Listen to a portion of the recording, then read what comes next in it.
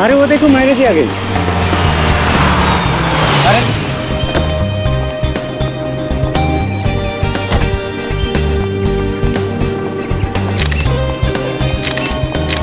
Thank you. Ma'am कैसा लगा आपको घूमने? कहाँ लेना है? मैम हमने सुना है कि आप घूमने के लिए स्विट्जरलैंड गई थी। बिल्कुल ठीक सुना है आपने। काम करते करते काफी थक गई थी तो सोचा टहल कर आ जाओ। शेखर जी की नई फिल्म का म्यूजिक लॉन्च है, इस बारे में कुछ कहना चाहती हैं ma'am? I wish Shekhar all the very best. भगवान करे कि उनकी बाकी फिल्मों की तरह यह फिल्म भी सुपरहिट हो और वो अपनी अगली फिल्म में मेरे साथ करे। आपने उनके साथ बहुत ही हिट फिल्में दी है, पर इस फिल्म में उन्होंने आपके जगह एक नई एक्ट्रेस को कास्ट किया है, तो आपको दुख तो हुआ होगा। इसमें बुरा मानने वाली क्या बात है? शेखर को लगा होगा कि शायद उस रोल में एक नई लड़की अच्छी तरीके से फिट हो सकती है, that's it. But I am sure Shekhar के पास अगर मेरे लायक कोई स्क्रिप्ट होगी तो वो मुझे बताने में झिझकेंगे नहीं। सुना है सुपरस्टार रविंद्र कुमार के साथ बहुत ही जल्द आप शादी करने वाली हैं। No personal question please. Thank you.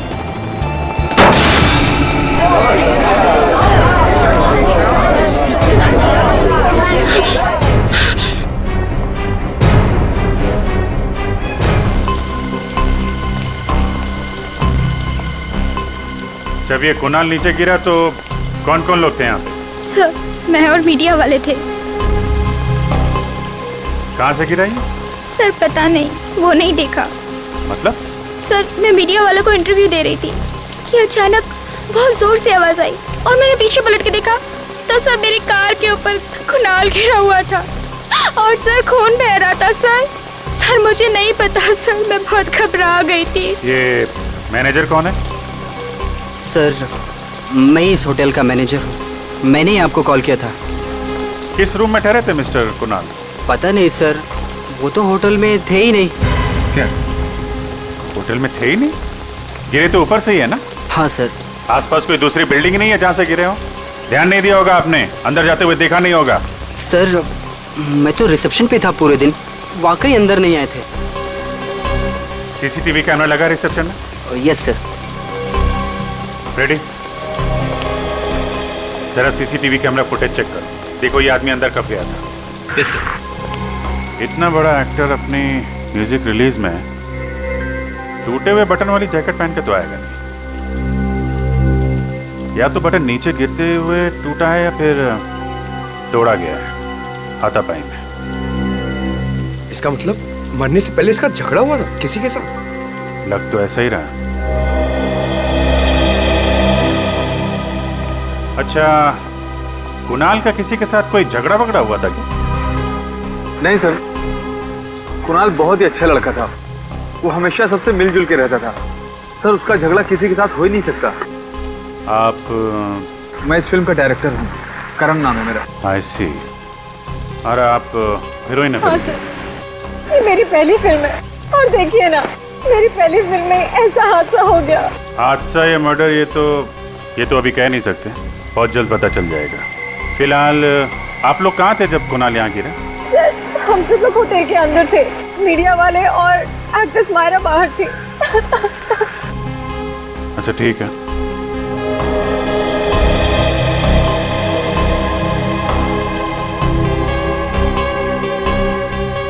जिस तरीके से ये कार की छत हिचकी हुई है, काफी इम्पैक्ट है, मतलब ये काफी ऊंचाई से गिरा है।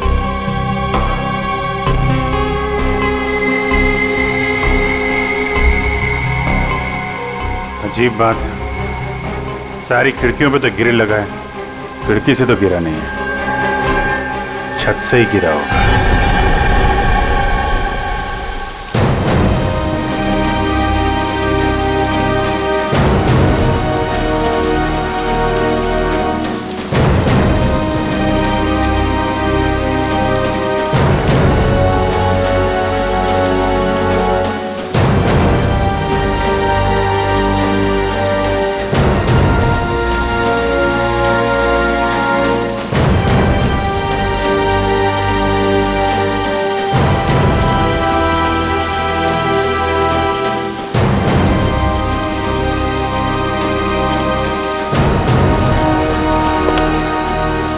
सर होटल के सारे कमरे चेक कर लिए, दिक्कत कहीं भी ये नहीं लगता है कि कुणाल वहां से कूदा है।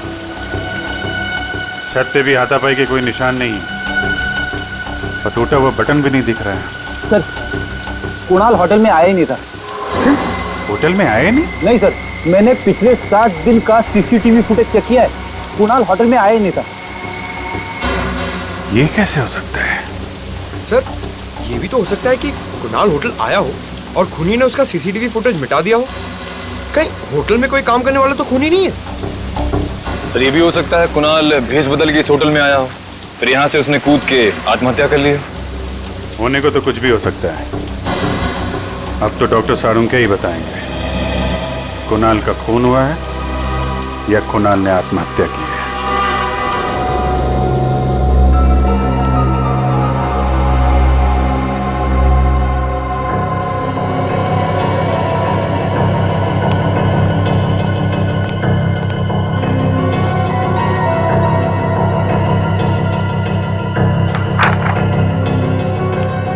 डॉक्टर साहब कुछ पता चला?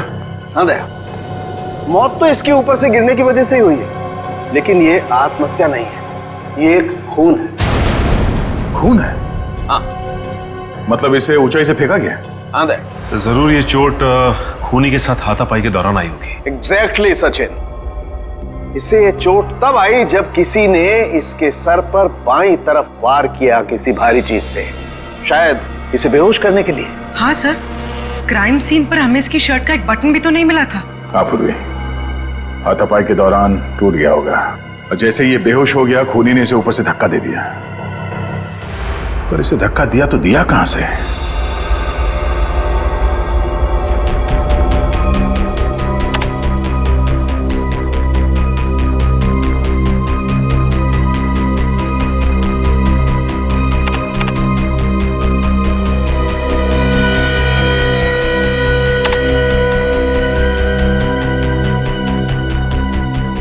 सर हमने होटल के कमरे, होटल की छत सब अच्छी तरह से चेक कर लिया सर, पर वहां पे कोई सुराग नहीं मिला। समझ में नहीं आ रहा लाश गिरी तो गिरी कहां से? लाश आसमान से तो नहीं गिरी है दया, कहीं ना कहीं से तो गिरी है। हाँ पूर्वी, कुछ पता चला मीडिया फुटेज में से?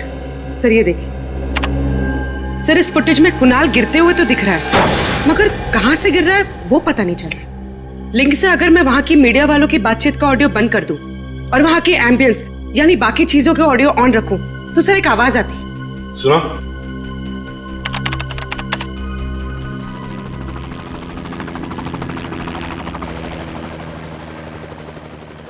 सर ये कैसी आवाज है?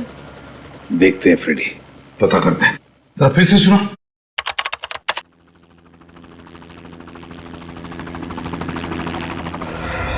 सर कहीं ये हेलीकॉप्टर की आवाज तो नहीं है? मुझे भी यही लगता है, ये हेलीकॉप्टर की ही आवाज है। तो मतलब है कुणाल को हेलीकॉप्टर से नीचे फेंका गया? मीडिया इवेंट के दौरान हेलीकॉप्टर उड़ा होगा और उसी में से कुणाल को नीचे गिरा दिया गया होगा। पूरी काम करो, पता लगाओ उस इवेंट के दौरान कितने हेलीकॉप्टर ने उड़ान भरी थी और किसने बुक किया था। सर इस सब में दो चीजें सामने आती है।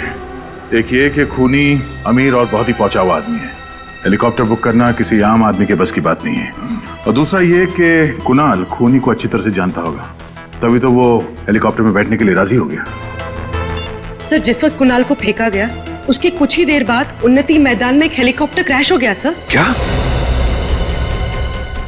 उन्नति मैदान में हेलीकॉप्टर क्रैश हो गया?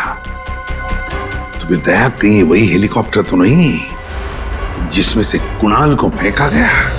हाँ पता नहीं सर कैसे हुआ है, समझ में नहीं आ रहा है। अभी तक कोई आया क्यों नहीं? इंश्योरेंस प्रीमियम के लिए तो दौड़ कर आते हैं। सर लगता है वो लोग आ गए।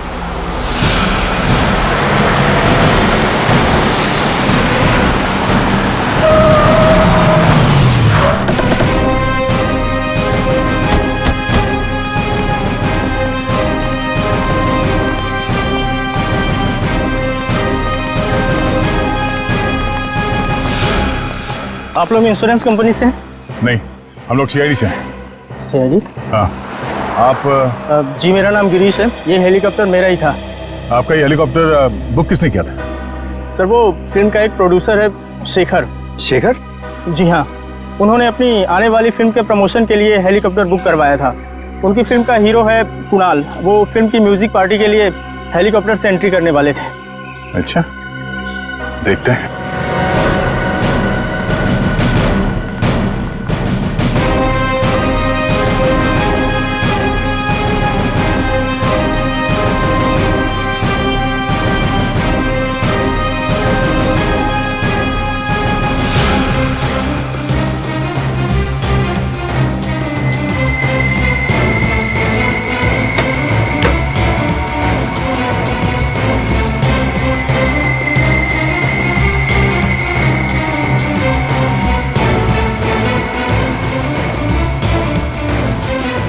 अरे सुनिए, हेलीकॉप्टर के अंदर कोई लाश मिली? नहीं सर।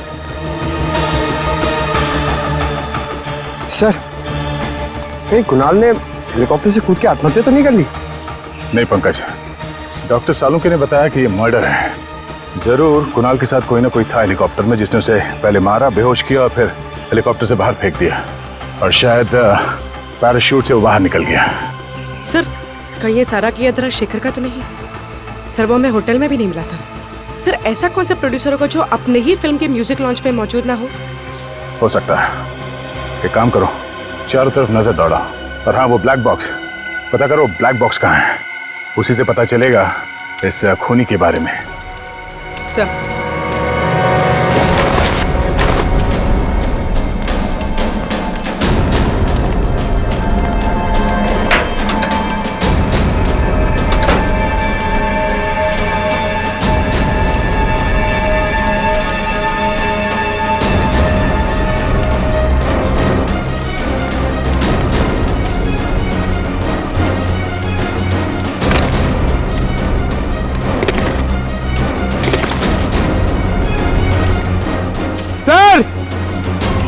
सर जल्दी आइए।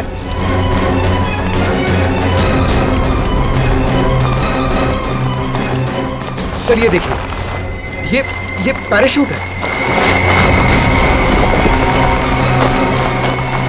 गुड जॉब पंकज, आजकल बहुत काम करने लगे हो। हाँ, thank you sir. Sir,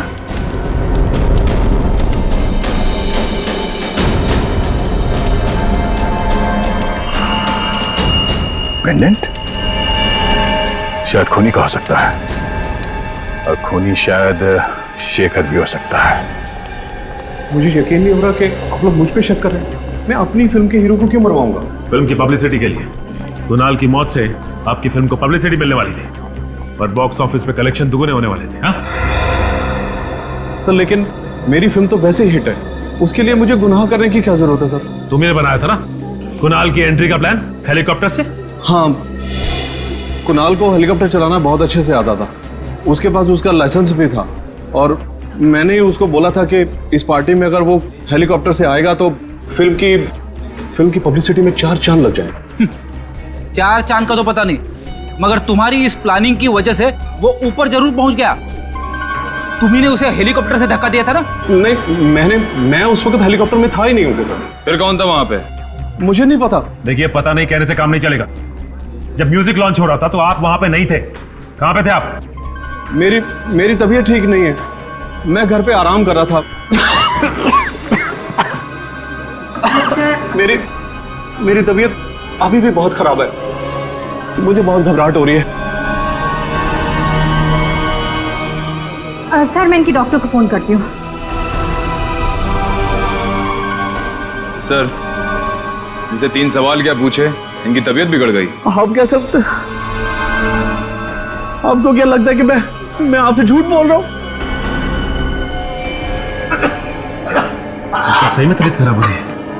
Shekhar ji क्या हो गया आपको? डॉक्टर 15 मिनट में आ रहे हैं। शेखर जी क्या हो गया आपको? शेखर जी उठिए। शेखर जी क्या हो गया? बालों का गिरना, इसकी नाक में से खून का बहना, इसका पूरा शरीर इस तरह से पीला पड़ जाना, ये सब देख करके मैं समझ गया था ये कोई साधारण मौत नहीं है, ये बड़ा टेढ़ा चक्कर है। कैसा टेढ़ा चक्कर सालुंके साहब? रेडी, शेखर की मौत जहर से हुई है, और जहर भी कोई ऐसा वैसा जहर नहीं। दरअसल ये रेडिएशन पॉइजनिंग का शिकार हुआ है। Radiation poisoning? ये तो बहुत ही गंभीर मुद्दा है डॉक्टर साहब। हाँ दया, बात दरअसल ये है कि इसके शरीर में मुझे अल्फा पार्टिकल्स मिले हैं, जिससे साबित होता है कि ये आदमी रेडिएशन का शिकार हुआ है। ये कौन सा जहर है डॉक्टर साहब? पोलोनियम। इस जहर का नाम है पोलोनियम। ये कोई ऐसा वैसा जहर नहीं है, बहुत रेयर किस्म का जहर है। और डॉक्टर साहब ये जहर पोलोनियम असर कैसे करता है? छूने से इसका असर नहीं होता है, कंटेजियस नहीं है ये जहर। इसे खाने या पीने की चीज में दिया जाए तभी इसका असर होता है। ये धीमा जहर, स्लो पॉइजन। इसमें इंसान सबसे पहले अपने आप को बहुत कमजोर महसूस करने लगता है। उसे लगता है जैसे वो बहुत बीमार हो गया है, और उसके बाद उसके शरीर में ऐसे लक्षण आते हैं जैसे इस शेखर के शरीर में आए। उसका एक एक अंग धीरे धीरे काम करना बंद कर देता है, और इस वजह से इंसान की मौत हो जाती है। इतना धीमा जहर? सर ये जहर शेखर की बॉडी में कब गया होगा? मौत से तकरीबन 24 घंटे पहले। 24 घंटे पहले? और ये पोलोनियम जहर खूनी के पास कहां से आया होगा? ये हर जगह आसानी से तो नहीं मिलता। मैं एक काम करता हूं दया, मैं जानने की कोशिश करता हूं कि इस शहर में किस किस के पास ये पोलोनियम नाम का जहर हो सकता है। तब तक हम पता करते हैं कि मरने के ठीक 24 घंटे पहले ये शेखर कहां था और किसके साथ था। अभिजीत, ब्लैक बॉक्स की रिकॉर्डिंग सुनते हैं, पता चल जाएगा उड़ान के वक्त हेलीकॉप्टर में क्या बातें चल रही थी। सब प्ले कर दो। हाँ।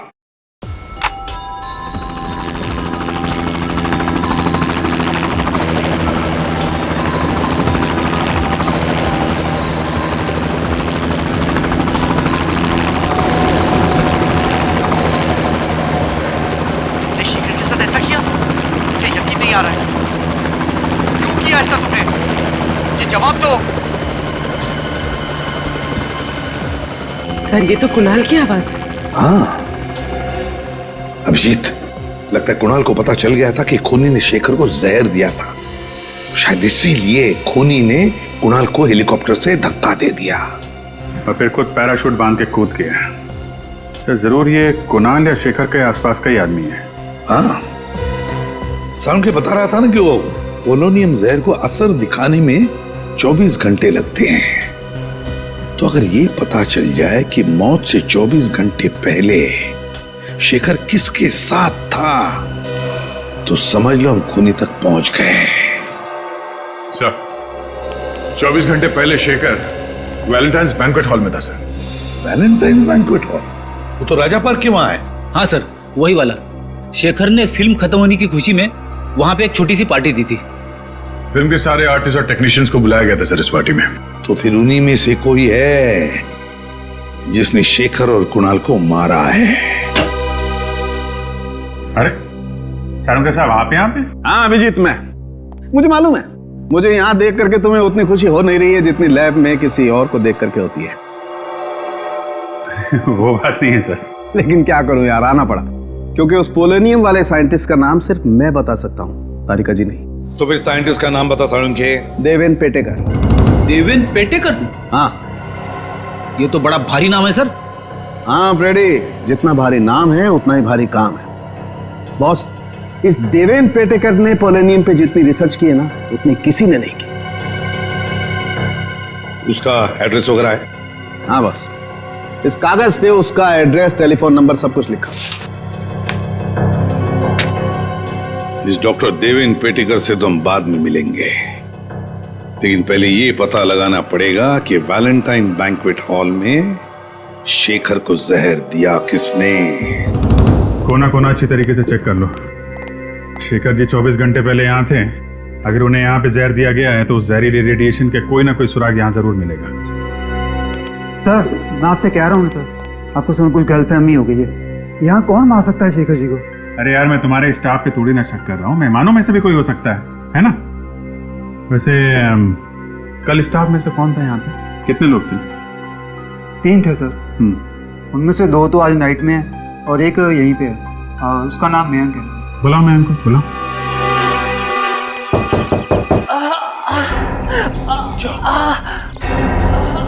सर, यहाँ से किसी के कराने की आवाज आ रही है। एक साइंटिस्ट की जान खबर में तो नहीं है। एक मिनट।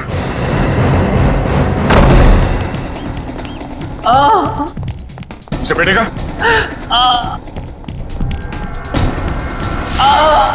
सचिन पूर्वी, क्या हुआ? अब ठीक तो है?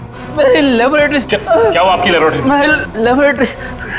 हाँ सर, एक आदमी काफी देर तक शेखर जी से बातचीत कर रहा था। अच्छा, क्या क्या बात कर रहा था? कुछ सुना आपने? अरे यार सुनो, सीआईडी की मदद करोगे तो कोई तकलीफ नहीं होगी। ओके, बताओ। सर वो विनती कर रहा था कि शेखर जी की आने वाली फिल्म की रिलीज डेट आगे बढ़वा दे, नहीं तो उसका बहुत बड़ा नुकसान हो जाएगा। अच्छा, था कौन ये आदमी? नहीं सर, मैं नहीं जानता वो आदमी कौन था। तो शेखर जी ने क्या कहा? शेखर जी हंसने लग गए और बोले खाना जरूर खाकर जाना, अच्छा बना है। और रहा सवाल फिल्म की रिलीज डेट आगे बढ़वाने का, तो वो तो आगे नहीं खिसकाएंगे। अच्छा, कहीं शेखर जी की मौत की वजह फिल्म की रिलीज डेट तो नहीं है? शेखर जी की मौत के बाद अब तो शायद उसकी फिल्म भी वक्त पे रिलीज ना हो पाए। इससे आपकी फिल्म का बहुत फायदा होगा ना? देखिए, किसी की चिता की आग पे रोटियां सेकी नहीं जाती। शेखर जी बहुत ही सीनियर थे और फिल्म इंडस्ट्री के एक नामी गिरामी प्रोड्यूसर थे वो।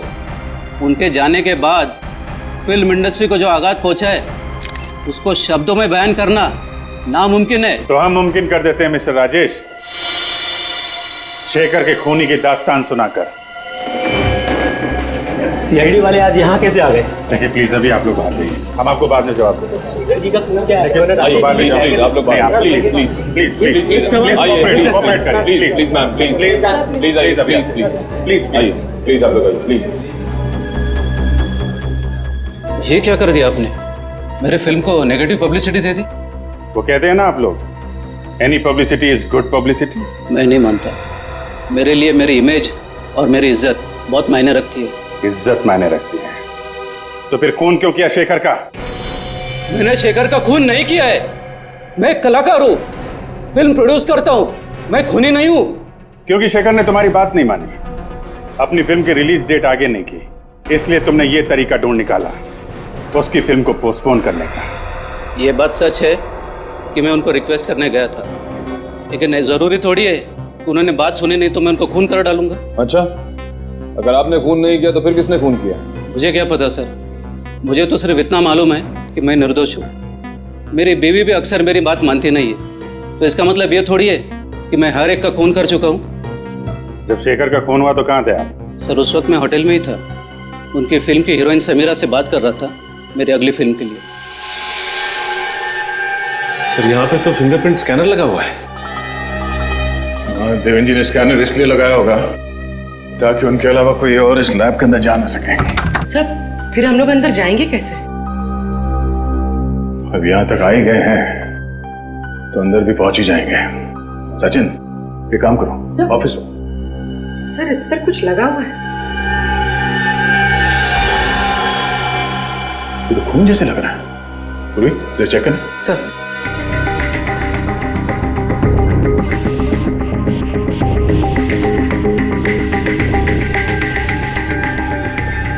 सर ये तो खून ही है। यहाँ पे खून कैसे लगा?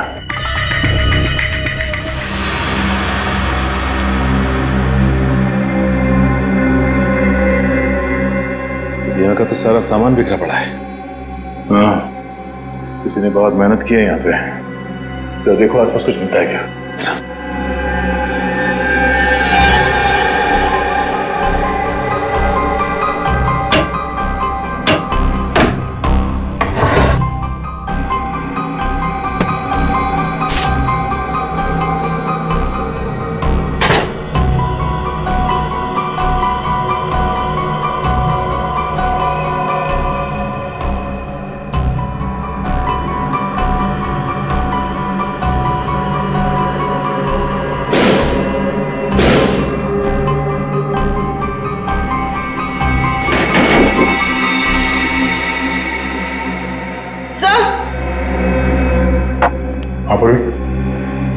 सर इसमें से एक बॉटल गायब है। गायब है? पोलोनियम जहर इसी लैब से चुराया गया है। सर ये देखिए, खून की एक बूंद गिरी हुई है। देवेंद्र की कटी हुई उंगली तो हमें लैब के बाहर मिली थी। तो फिर ये खून यहाँ कैसे है? सर कहीं ये खून खूनी का ही तो नहीं है? अगर ये खून खूनी का है तो वो ज्यादा देर हमसे बच नहीं पाएगा।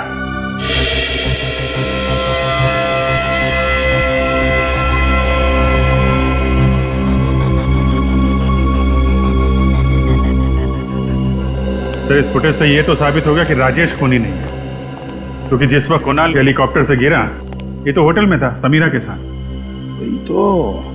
ये तो कोई बाहर का ही है, खूनी कोई बाहर का ही है, पर कौन? वो जो कोई भी है, उसे हंटिंगटन नाम की बीमारी। क्या? हंटर?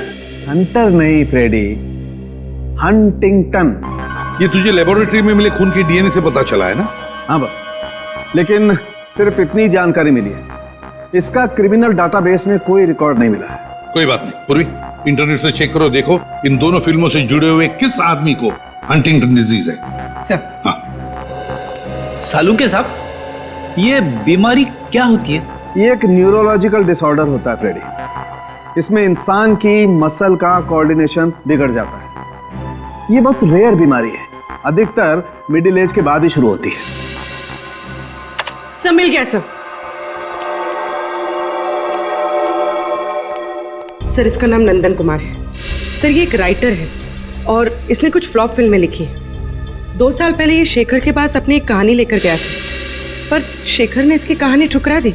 और जब नंदन को पता चला कि शेखर उसी की कहानी पे फिल्म बना रहा है तो उसने शेखर पे कोर्ट केस कर दिया, लेकिन वो हार गया था सर। और ये वही वाली फिल्म है सर, 555 घंटे, जिसका म्यूजिक लॉन्च हुआ था उस दिन। इसका मतलब है दया, हमारा खूनी मिल गया। सर एक टाइम था जब मैं भी राइटर बनना चाहता था। मैं कविताएं लिखना चाहता था, लेख लिखना चाहता था, शायरियाँ लिखना चाहता था। अरे यार लिखते फिर ये यहाँ सीआईडी में क्या करने आ गए? पता नहीं सर। सर मगर दोनों में ना बहुत सिमिलैरिटी है। अच्छा?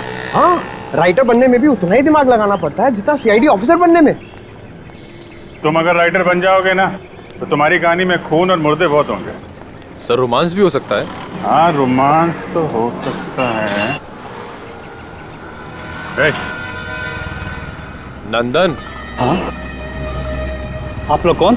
हम लोग सीआईडी से हैं। सीआईडी से?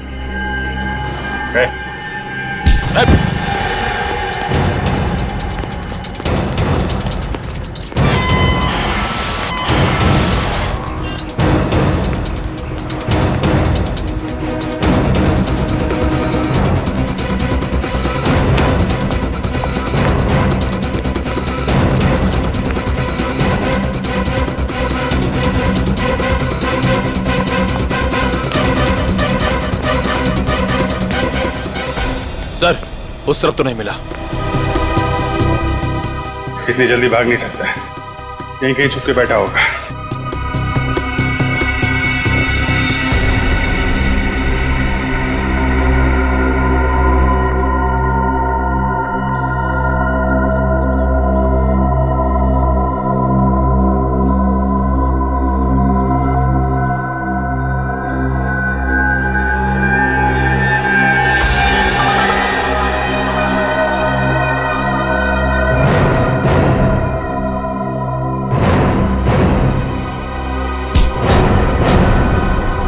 छोड़ दो मुझे, छोड़ दो मुझे। तुम जैसे खूनियों को छोड़ा नहीं जाता है, जेल में बंद करके उनकी खातिरदारी की जाती है, समझा? खूनी? मगर मैंने किसी का खून नहीं किया। देखा सर, राइटर ने फिर से कहानी बनाना शुरू कर दी। सर मैं सच कह रहा हूँ सर। 2 खून किए तुमने, कुणाल और शेखर का। सर मगर मैं क्यों मारूंगा? शेखर ने तुम्हारी कहानी चुरा ली थी इसलिए। हाँ चुराई थी, पर उसने गैर कानूनी काम किया था। मगर इसका मतलब थोड़ी ना है कि मैं भी कोई गैर कानूनी काम करूंगा। सर मैंने उसे कुछ नहीं किया सर। साइंटिस्ट देवन की लेबोरेटरी में क्यों गया था? पोलोनियम जहर चुराने के लिए? सर मैं जहर चुराने नहीं गया था, मेरी अगली फिल्म साइंटिस्ट की कहानी पर आधारित है, तो रिसर्च के लिए उनसे बातचीत करने के लिए गया था सर। बातचीत करने? और बातचीत करते करते तुम्हारा खून उनके टेबल पे गिर गया। सर वहाँ पर ब्लेड पड़ा था, मैंने देखा नहीं और गलती से हाथ कट गया सर मेरा। कहानी बनाना बंद करो नंदन, अगर तुम निर्दोष थे तो मैं देख के भागे क्यों?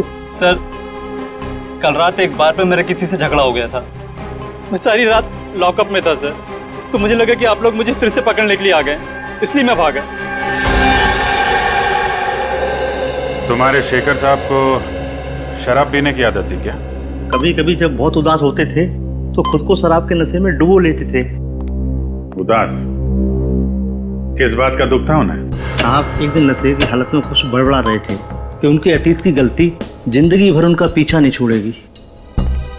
अतीत की गलती? कैसी गलती? पता नहीं साहब, ऐसा लगता है कोई अतीत का राज छुपा रहे थे। मैंने सुना है साहब, शराब पीने के बाद इंसान कभी झूठ नहीं बोलता है। सुना तो मैंने भी ऐसा।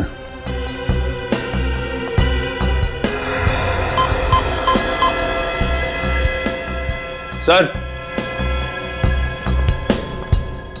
ये देखिए सर, इस क्लास में अल्फा पार्टिकल्स मिले हैं सर।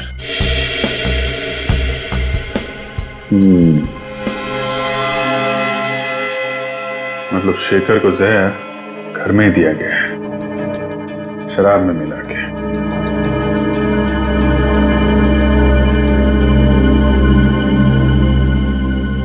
जब शेखर की मौत हुई तुम कहाँ थे?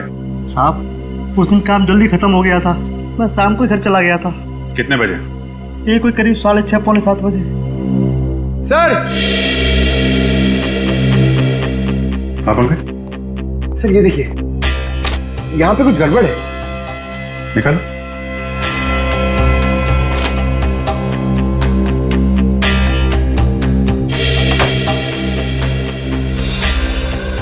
सर, दीवार में अलमारी? क्या है, निकालो जरा।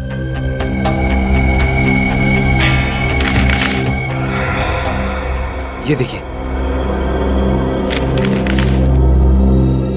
चिट्ठियां छुपा के रखी हैं। शेखर,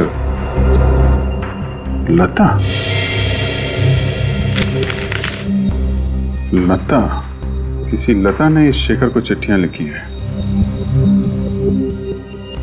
कहीं शेखर के अतीत का राज इन चिट्ठियों में तो नहीं छुपा है?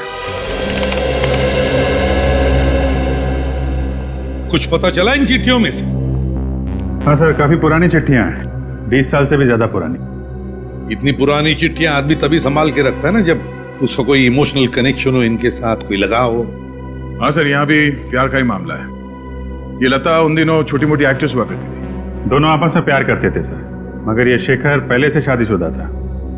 कई बार लता को वादा किया था उसने कि अपनी बीवी को डिवोर्स दे देगा, लेकिन ऐसा किया नहीं। शायद लता इसी बात से दुखी थी।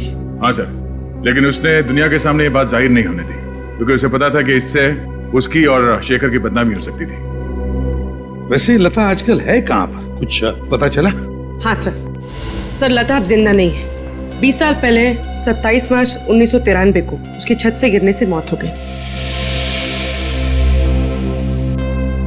हो सकता है ये एक्सीडेंट ना हो, और शायद इसमें शेखर का हाथ हो। फिर 20 साल बाद कोई तो है जो लता की मौत का बदला लेना चाहता है। लग तो ऐसा ही रहा है सर। सर, जिस वक्त लता की मौत हुई थी उसकी एक 4 साल की बेटी थी सेजल। माँ की मौत के बाद उसे अनाथ आश्रम भेज दिया गया था, और अब वो 4 साल की बेटी 24 साल की हो गई है। अच्छा, तो हो सकता है इस बच्चे ने अपना पूरा बचपन माँ के बदले की आग में गुजारा हो। इस अनाथ आश्रम में जाकर पता लगाओ सेजल के बारे में, वो करती क्या है कहाँ। सेजल नाम की एक बच्ची आई तो थी यहाँ करीब 20 साल पहले। जब वो 8 साल की हुई तो उसे अडॉप्ट कर लिया गया है। किसने अडॉप्ट किया था? मिस्टर एंड मिसेस संजीवन ने। देखिए, अडॉप्शन के वक्त का फोटोज है।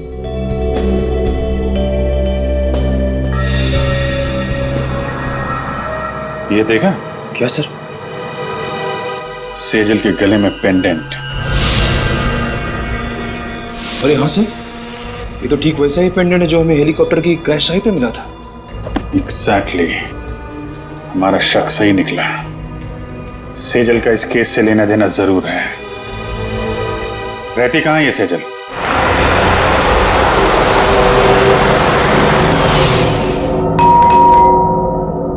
अलका, जरा देखना कौन है। जी जी कहिए। मजे, हम लोग सीआईडी से हैं। सीआईडी से? क्या बात है? अंदर आने के लिए नहीं कहेंगे? ओह सॉरी, आइए। Thank you. सुनिए, सीआईडी वाले आए हैं।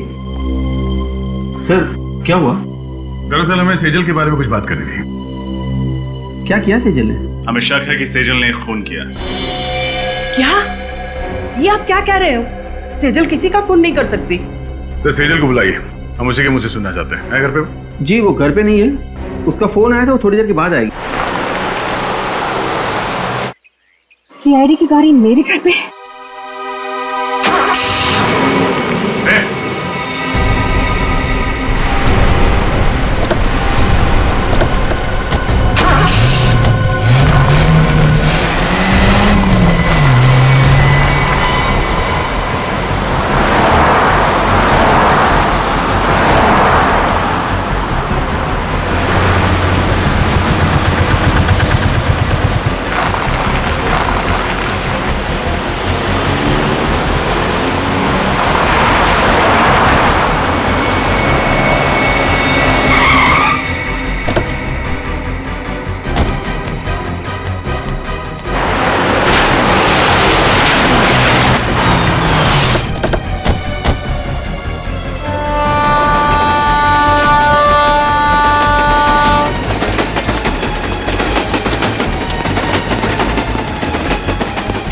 रुक जाओ।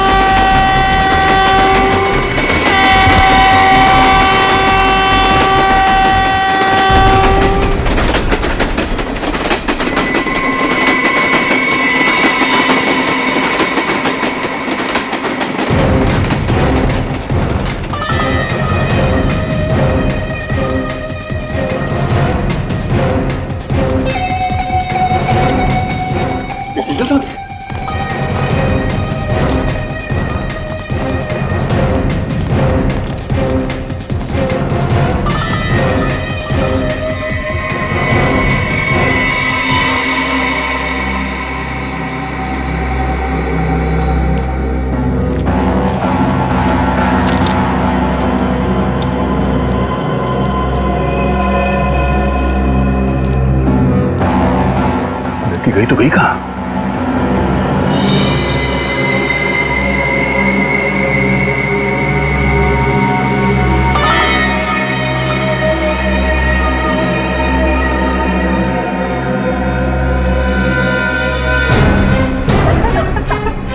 बस बहुत भाग ली, अब जरा अपना मुखड़ा तो दिखा दे।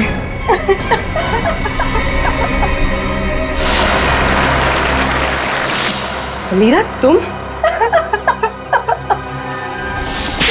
तो 4 साल की थी जब यह हादसा हुआ था। फिर 20 साल बाद तुमने शेखर को कैसे पहचान लिया? नहीं पहचानती थी, लेकिन मैंने सोच रखा था कि एक ना एक दिन उस आदमी को जरूर ढूंढ निकालूंगी जिसने मुझे अनाथ किया और उसे एक दर्दनाक मौत दूंगी। मैंने पोलोनियम के बारे में कहीं पढ़ा था कि एक धीमा जहर है और सोच लिया था कि इसी से शेखर को मारूंगी। पर शेखर को ढूंढा कैसे तुमने? मैंने उसे नहीं, उसने मुझे ढूंढा। वो अपनी फिल्म के लिए एक हीरोइन की तलाश कर रहा था जिसके जरिए वो मुझ तक पहुंच गया। अच्छा, तो इत्तेफाक से उसके घर में तुमने तुम्हारी माँ ने लिखी हुई चिट्ठियां पढ़ ली और तुम समझ गई कि तुम उस खूनी तक पहुंच गई हो, है ना? हाँ, मैंने उसी दिन से उसे मारने का प्लान बना लिया था। और जब कुणाल को पता चला कि तुमने शेखर को जहर देके मारा है तो तुमने उसे भी मार दिया है? हाँ, बिल्कुल परफेक्ट प्लान था मेरा। पहले होटल पहुंच के मीडिया के सामने तस्वीरें खिंचवाई और उसके बाद वहां के फायर एग्जिट से निकल गई। किसी ने देखा भी नहीं मुझे और हेलीकॉप्टर तक कुणाल के पास पहुंच गई और वहां से निकल गई। माना कि तुम्हारी जिंदगी मुश्किलों से भरी रही, लेकिन इसका मतलब ये नहीं कि बदले के लिए तुम खून पर खून किए जाओगे। 2 खून किए तुमने, तुम्हें तो शायद फांसी ही होगी।